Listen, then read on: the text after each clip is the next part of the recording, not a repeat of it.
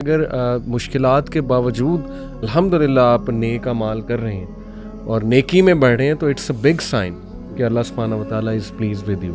پھر اسی طرح مصیبت اگر کوئی آتی ہے، اور یقیناً ہر مصیبت اللہ تعالیٰ کی طرف سے ہی ہے، اس پر بھی صبر کرنا. یہ ہمارے ہاں بڑی عام سی بات ہے کہ جی مسلمان پہ مومن پہ اگر ایک کانٹا بھی چبھے تو اس کا ریوارڈ ملتا ہے.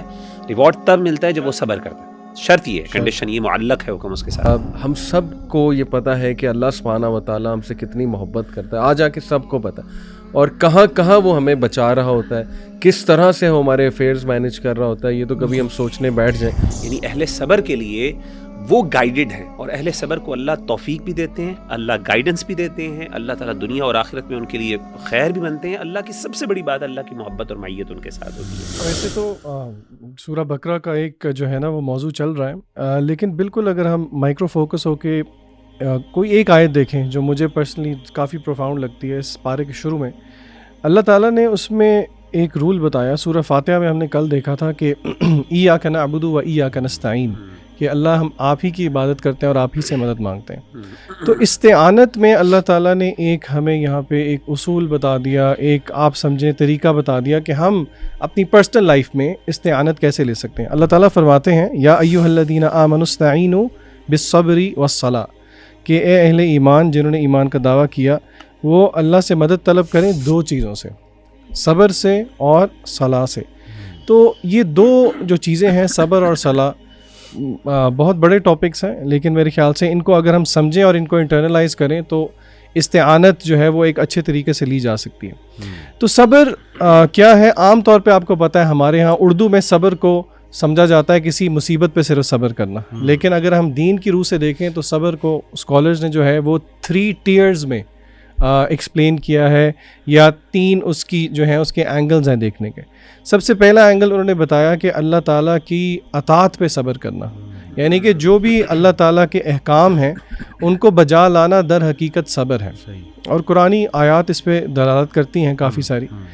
پھر اسی طرح اللہ تعالیٰ نے جن چیزوں سے روکا ہے ان سے رک جانا، یعنی کہ اللہ نے جن چیزوں کو منع کیا ہے ان سے رک جانا، یہ بھی صبر کی ایک قسم ہے. اور پھر اسی طرح مصیبت اگر کوئی آتی ہے، اور یقیناً ہر مصیبت اللہ تعالیٰ کی طرف سے ہی ہے، اس پر بھی صبر کرنا، صبر علی مصیبہ. یہ تینوں ڈائمینشنز ہیں صبر کی. اور اگر ہم قرآن مجید کی روح سے ہی دیکھیں کہ صبر یہ دل کی ایک ایسی عبادت ہے جس کا ریوارڈ جو ہے وہ رمضان سے بہت ملتا جلتا ہے. رمضان کا کیا ریوارڈ ہے؟ حدیث قدسی میں کیا آیا ہے کہ الصوم لی وانا اجزی بہ، جس کی محدثین نے شرح کیا کیا ہے کہ اس کا مطلب ہے ان لمیٹڈ ریوارڈ. تو اگر آپ صبر کا کنیکشن رمضان کے ساتھ دیکھیں تو وہ بہت گہرا ہے، کیونکہ رمضان بھی صبر کا ہی نام ہے، اور صبر کے ریوارڈ کو ہی اللہ تعالیٰ نے قرآن مجید میں سورہ زمر میں کہا انما یوفی الصابرون اجرہم بغیر حساب، کہ جو صبر کرنے والے ہیں ان کا جو اجر ہے وہ بھی بغیر حساب کے ہے. تو یہ بڑے کی پرنسپلز ہیں صبر. اور اسی طرح نماز تو خود ایک بہت بڑا موضوع ہے، لیکن صبر اور صلاح کو اگر ہم پکڑ لیں تو انشاءاللہ یہ از اے مینیفیسٹیشن آف استعانت. اچھا، اس میں نا شان بھائی جیسے آپ صبر کی بات کر رہے تھے تو ایک بہت امپورٹنٹ پوائنٹ ہے وہ یہ سمجھنے والا کہ جو ریوارڈ ہے نا وہ مشکل کے آنے کی وجہ سے نہیں ہے. یعنی کسی بندے کو صرف اس لیے ریوارڈ نہیں ملتا کہ اس پر مشکل آئی ہے، بلکہ ریوارڈ ہے پیشنس کی بنیاد پر. اسی لیے آپ دیکھیں کہ اللہ تعالیٰ نے وَلَنَبْلُوَنَّكُمْ بِشَيْءٍ مِّنَ الْخَوْفِ وَالْجُوعِ وَنَقْصٍ مِّنَ الْأَمْوَالِ وَالْأَنفُسِ وَالثَّمَرَاتِ وَبَشِّرِ الصَّابِرِينَ. یعنی اللہ نے کہا آزمائیں گے تو تمہیں، لیکن خوشخبری کس کے لیے، ریوارڈ کس کے لیے؟ وَبَشِّرِ الصَّابِرِينَ الَّذِينَ إِذَا أَصَابَتْهُمْ مُصِيبَةٌ قَالُوا إِنَّا لِلَّهِ وَإِنَّا إِلَيْهِ رَاجِعُونَ. تو پہلی بات تو یہ ہے کہ صرف ایک ہمارے ہاں بڑا مشکل، یہ ہمارے ہاں بڑی یہ عام سی بات ہے کہ جی مسلمان پہ مومن پہ اگر ایک کانٹا بھی چبھے تو اس کا ریوارڈ ملتا ہے. ریوارڈ تب ملتا ہے جب وہ صبر کرتا ہے. شرط یہ ہے، کنڈیشن یہ معلق ہے حکم اس کے ساتھ. دوسری چیز جو امپورٹنٹ ہے میں سمجھتا ہوں وہ یہ خاص طور پہ صبر کے حوالے سے کہ اللہ تعالیٰ نے یہ جو صبر کی جو لوگ اہل صبر ہیں ان کی جو خاص بات بتائی ہے وہ یہ ہے اولئک علیہم صلوات من ربہم ورحمہ. یہ بہت بڑی بات ہے. یہ مطلب یہ آیت اللہ کی کمپیشن اور اللہ کی محبت بیان کر رہی ہے. صلوات جو ہے اٹس اے پلورل، اور صلوات علماء کہتے ہیں من ربہم، ان کے رب کی طرف سے. یعنی یہاں پہ اللہ نے اپنا خاص طور پر ذکر کیا، اور اہل بلاغہ اور علماء جو لغت ہیں وہ یہ کہتے ہیں کہ یہاں پہ اللہ کا لطف، اللہ کی نرمی اور اللہ کی محبت جو ہے وہ واضح ہو رہی ہے. صلوات جو ہے، صلات کی جمع صلوات جو ہے بیسیکلی اللہ کی رحمت عام طور پہ ترجمہ کیا جاتا ہے. اس سے مراد درود نہیں ہے. عام طور پہ ہم یہ بھی سمجھتے ہیں کہ اللہ یعنی صلات کا مطلب درود ہے. اللہ تعالیٰ نے کس کو درود پڑھنا ہے, سیدھی سی بات. تو اس کا مطلب یہ ہے کہ صلوات کے مطلب دو ہیں. علماء نے کہا کہ صلوات کا تعلق دنیاوی لائف اور اخروی لائف کے ساتھ ہے. یعنی اللہ کی رحمتیں دنیا میں کیا ہیں, دو چیزوں کی صورت میں, ایک ارشاد اور دوسرا توفیق. یعنی اللہ تعالیٰ دنیا میں انسان کو گائیڈنس دیتے ہیں. صلوات کا مطلب یہ, کیونکہ رحمت الگ سے ذکر کی ہے. تو ارشاد کا مطلب یہ کہ اللہ تعالیٰ ایک بندے کو گائیڈنس بھی دیتے ہیں, یعنی ارشاد, اور دوسرا توفیق. صرف گائیڈنس کافی نہیں ہے, عمل کی توفیق بھی بہت امپورٹنٹ ہے. اور آخرت میں بھی صلوات, آخرت میں صلوات کا مطلب دو ہیں. وہ یہ ہے کہ ایک تو ریوارڈ ثواب اور دوسرا مغفرت. یعنی ثواب کس پر, جو اچھے عمل کیے ہیں, اور مغفرت جو برائیاں یا غلطیاں ہوں گی. ان ادر ورڈس اولئک علیہم صلوات من ربہم ورحمہ, رحمتیں بھی ہیں اور یعنی صلوات بھی ہیں. اور اس کے ساتھ ساتھ ان اللہ مع الصابرین, پچھلی آیت میں اللہ نے یعنی اس کے لیے بھی بات کی کہ اللہ تعالیٰ ان کے ساتھ ہے, معیت بھی ہے, اللہ کی مدد بھی ہے. اور ان کو کہا اللہ نے اولئک هم المہتدون. میں سمجھتا ہوں یہ بہت بڑی بات ہے. یعنی اہل صبر کے لیے وہ گائیڈڈ ہیں, اور اہل صبر کو اللہ توفیق بھی دیتے ہیں, اللہ گائیڈنس بھی دیتے ہیں, اللہ تعالیٰ دنیا اور آخرت میں ان کے لیے خیر بھی بنتے ہیں. اللہ کی سب سے بڑی بات اللہ کی محبت اور معیت ان کے ساتھ ہوتی ہے. میں کہتا ہوں مشکلات کے بعد اگر انسان کو یہ مل رہا ہو, اٹس ٹوٹلی ورتھ اٹ. الحمدللہ. جیسے ابھی آپ نے بات کی نا, کئی لوگ یہ سوال کرتے ہیں جی کہ از اللہ پلیزڈ ود می, کیسے مجھے پتہ لے گا اللہ میرے سے پلیزڈ ہے, اور وہ لوگ بڑی مشکلات سے گزر رہے ہوتے ہیں. تو آئی تھنک یہ جو آپ نے بات کی نا کہ صلوات کی جو تفسیر بیان ہوئی ہے وہ یہ ہے کہ گائیڈنس اور توفیق, یہ دو چیزیں. تو آئی تھنک کہ اگر مشکلات کے باوجود الحمدللہ آپ نیک اعمال کر رہے ہیں اور نیکی میں بڑھ رہے ہیں, تو اٹس اے بگ سائن کہ اللہ سبحانہ وتعالیٰ از پلیز ود یو. سو ذیشان نے جو آیت شیئر کی اس سے پچھلی ہی آیا ہے جو میں بہت زیادہ انٹرنلائز بھی کرنے کی کوشش کرتا ہوں, اور in every phase of life الحمدللہ دس ہیز ہیلپ می. وہ ہے ورس 152, فَاذْكُرُونِي أَذْكُرْكُمْ وَاشْكُرُوا لِي وَلَا تَكْفُرُونَ, کہ مجھے یاد رکھو میں تمہیں یاد رکھوں, اور دیکھو میری ناشکری نہ کرو. Never be and thank me, میرا شکر کرو اور میری شکری جو ہے وہ ناشکری نہ کرو. اس میں سب سے پہلا اسپیکٹ ہے ریممبرنگ اللہ سبحانہ و تعالیٰ کا, اور اس پہ ماشاءاللہ اتنی خوبصورت احادیث ہے. میں دو کوٹ کرنا چاہوں گا آپ لوگوں کے سامنے.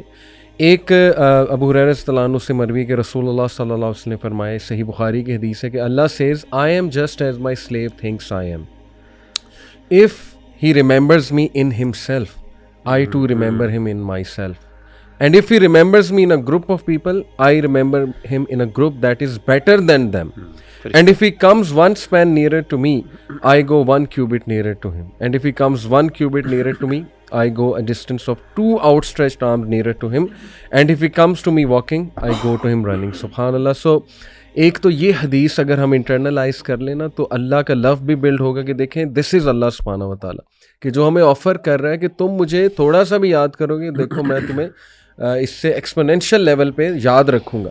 اور اس پہ علماء کہتے ہیں نا کہ اگر آپ نے اللہ سبحانہ و تعالیٰ سے کوئی بات منوانی ہے ان ڈیفیکلٹ ٹائمز, تو آپ فراوانی میں بہت یاد رکھیں اللہ کو, آپ فراوانی میں بہت اللہ تعالیٰ سے دعا کریں.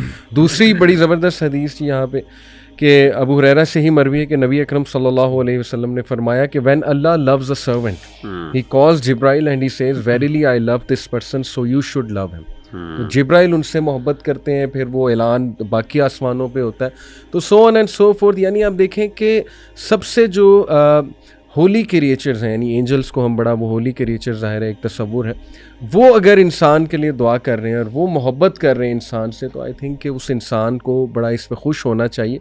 اور دوسرا جو اسپیکٹ اس میں ہے اس آیت میں, وہ شکر گزاری اور ناشکری کے حوالے سے, گریٹیٹیوڈ اینڈ ان گریٹیٹیوڈ. سبحان اللہ. دیکھیں احمد بھائی, آپ نے کل ذکر کیا تھا کہ بنی اسرائیل سے ٹرانسفر آف لیڈرشپ ہوئی اور ان کی کچھ مسٹیکس تھیں جس کی وجہ سے یہ سارا معاملہ ہوا. اس میں آپ نے ہی مینشن کیا تھا کہ بہت بڑی مسٹیک تھی ناشکری. یعنی ایک تو اللہ کی نعمتوں کی ناشکری کہ جی من و سلوہ ہمیں پسند نہیں ہے, ہمیں تو یہ جو ہے وہ فوڈس چاہیے. پھر یہ کہ اللہ نے نبی بھیج دیا, آزادی دے دی آپ کو فرعون سے, اس کے بعد اللہ نے شریعت بھیج دی, ہر چیز تو آپ کو بھیج دی, لیکن یہ کہ ناشکری. تو آئی تھنک کہ ناشکری از اے کرائم, اور دس از سو ان نیچرل بیکاز ہم سب کو یہ پتہ ہے کہ اللہ سبحانہ و تعالیٰ ہم سے کتنی محبت کرتا ہے, آ جا کے سب کو پتہ ہے, اور کہاں کہاں وہ ہمیں بچا رہا ہوتا ہے, کس طرح سے وہ ہمارے افیئرز مینیج کر رہا ہوتا ہے. یہ تو کبھی ہم سوچنے بیٹھ جائیں تو آئی تھنک کہ ہمیں رونا آ جائے.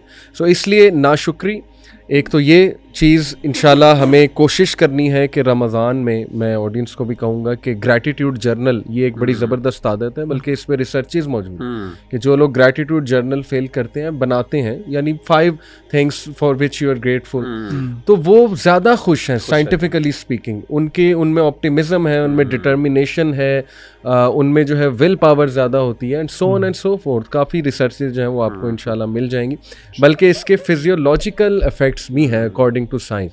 شکر گزاری کے الفا ویوز جو ہے وہ اسٹڈی کی گئی, ہارٹ بیٹ کا تعلق جو ہے وہ برین کی کچھ ویوز کے ساتھ دیکھا گیا, تو بڑا ردم ایک نظر آیا. تو ماشاءاللہ دیکھیں جو بھی احکامات دین اسلام کے ہیں they are absolutely scientific. So دیکھیں مائی پوائنٹ از کہ الحمدللہ we should be very thankful to اللہ کہ ہمیں ایک بنا بنایا سسٹم اللہ سبحانہ تعالیٰ نے دے دیا, وہ پرنسپلز دے دیے جن پہ عمل کر کے ہم ایک بہترین اور سیلف فلفلمنٹ والی زندگی الحمدللہ جو ہے وہ گزار سکتے.